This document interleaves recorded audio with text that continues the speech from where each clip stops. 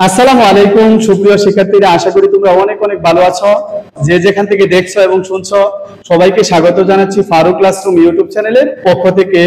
আজ তোমাদের সাথে আমরা আলোচনা করব HTML এর একটি গুরুত্বপূর্ণ অংশ, তা হচ্ছে আমাদের আনঅর্ডার লিস্ট। তা কি আমাদের আনঅর্ডার লিস্ট? সুপ্রিয় শিক্ষার্থীরা, তোমরা যদি প্রথম থেকে শেষ পর্যন্ত ভিডিওটা দেখো তাহলে ইনশাআল্লাহ আনঅর্ডার লিস্ট নিয়ে আর কোনো তোমাদের সমস্যা থাকবে না। চলো আনঅর্ডার লিস্ট সম্বন্ধে আমরা একটু দেখে আসি।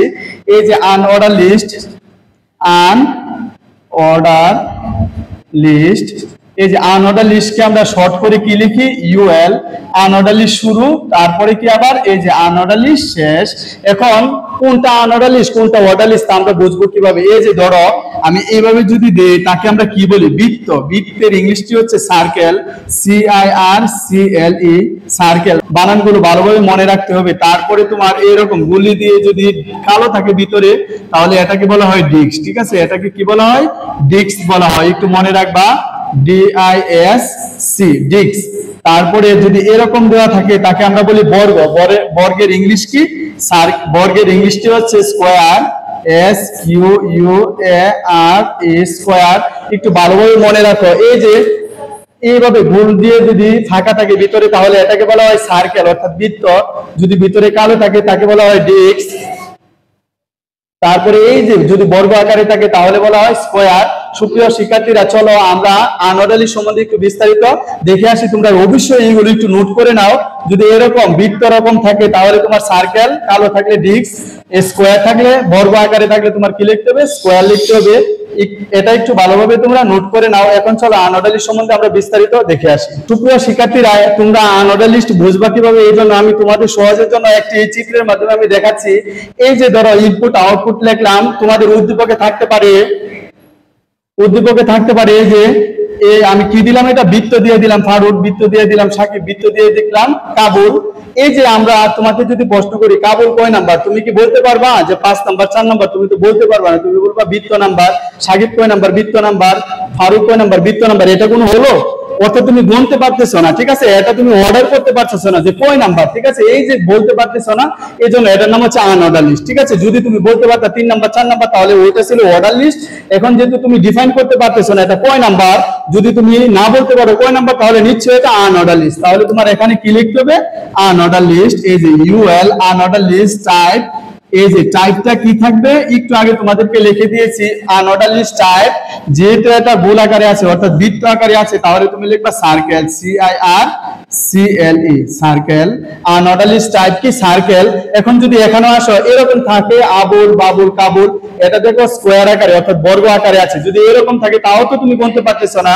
তখন এর জন্য তোমার কি ডিফাইন করতে হবে? এই যে unordered list type. Unordered list type এটা কি হলো?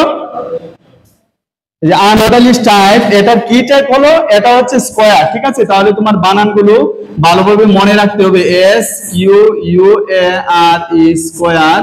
তারপরে আসো এই যে আমাদের ডিস্ক আকারে আছে, এগুলো তো আমরা গুনতে পারতেছি না। ঠিক আছে, তাহলে এখানে তুমি কি লিখবা? এটাও তোমার আনঅর্ডার লিস্ট। এটাও তোমার কি list? Unordered list type. Unordered list type. ঠিক আছে, এটা যেহেতু তোমার কালো তুমি গুনতে পারতেছো না এই জন্য দিবা DISC, ডিস্ক। সুপ্রিয় শিক্ষার্থীরা, আশা করি এটা তুমি বুঝতে পেরেছো। যদি বৃত্ত আকারে থাকে তাহলে তোমার আনঅর্ডার লিস্ট দিয়ে সার্কেল দিতে হবে। যদি তোমার এই যে এরকম বর্গ আকারে থাকে তাহলে তোমার আনঅর্ডার লিস্ট দিয়ে স্কয়ার দিতে হবে। যদি তোমার এই যে কালো আকারে থাকে, গোল দিয়ে কালো আকারে থাকে, তখন তোমার আনঅর্ডার লিস্ট টাইপ তুমি ডিস্ক দিবা। ঠিক আছে সুপ্রিয় শিক্ষার্থীরা, আশা করি তোমরা এই ফরম্যাটটি বুঝতে পেরেছো। এখন চলো আমরা একটি উদ্দীপক দিয়ে একটি সম্পূর্ণ অঙ্ক দেখে আসি, তাহলে তোমাদের বুঝতে আরো সহজ হবে। সুপ্রিয় শিক্ষার্থীরা, এই যে এখানে আমি একটি উদ্দীপক লিখলাম। এই উদ্দীপকটা যদি তুমি HTML কোড করতে চাও তাহলে ফার্স্ট অফ অল তুমি কি লিখবা? HTML। তারপরে তুমি কি লিখবা? বডি লিখবা।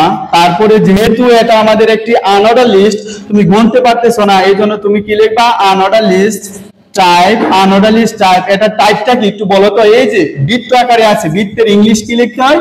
Circle, CIRCLE, circle. এখন আমাদের এগুলো লিস্টের অংশ এই জন্য তুমি কি দিবা? LI দিয়ে কি লিখবা? আবুল। তারপরে তুমি কি দিবা? LI শেষ। তারপরে হচ্ছে তোমার বাবুল, এটাও লিস্টের অংশ। LI দিয়ে তুমি লিখবা কি? বাবুল। তারপরে LI শেষ। ঠিক আছে, তারপরে তুমি কি লিখবা? এই যে কাবুল।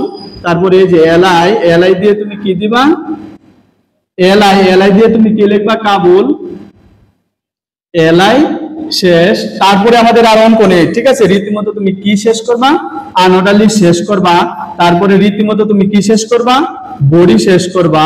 তারপরে কি শেষ করবা, সর্বশেষ শেষ করতে হবে তোমার HTML।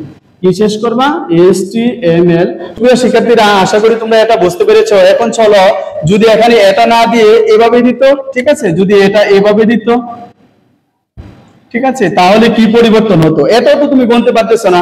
তাহলে HTML দিয়ে শুরু করবা, বডি আনঅর্ডার লিস্ট টাইপ।